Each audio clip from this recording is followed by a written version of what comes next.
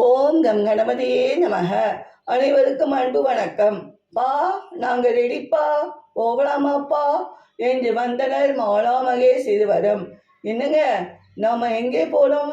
நீங்க என்னிடம் சொல்லவே இல்லைங்களே என்று கேட்டாள் மனைவி ரமா. ஆமா ரமா, நீ நேற்று மாலை கோயிலில் விளக்கு பூஜைக்கு போய் இரவு லேட்டாக வந்தாய் ரமா, அதான் உன்னிடம் சொல்ல முடியலை ரமா என்று சொன்னார் கணவர் ரமேஷ். இன்று உலக சிங்க தினம். மாலா மகேஷ் இருவரும் ஜூ அழிச்சிட்டு போய் எங்களுக்கு சிங்கம் காட்ட வேண்டும் என்று கேட்டாங்க. அதுபோக இன்று உலக உயிரி எரிபொருள் தினம். அதையொட்டி எங்க ஆபீஸில் ஒரு கருத்தரங்கு உள்ளது, அங்கே போயிட்டு தான் நாம் ஜூ போகிறோம் ரமா என்று சொன்னார் ரமேஷ். ஓகே ஓகே, வாங்க போகலாம் என்றாள் ரமா.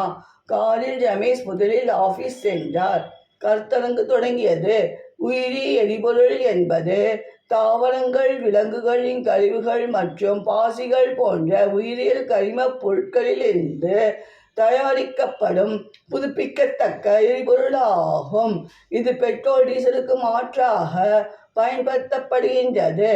பயோ எத்தனால் கரும்பு, சோளம் போன்ற தாவரங்களிலிருந்து நுதித்தல் முறை மூலம் பெறப்படும் மதுசார் எரிபொருள்.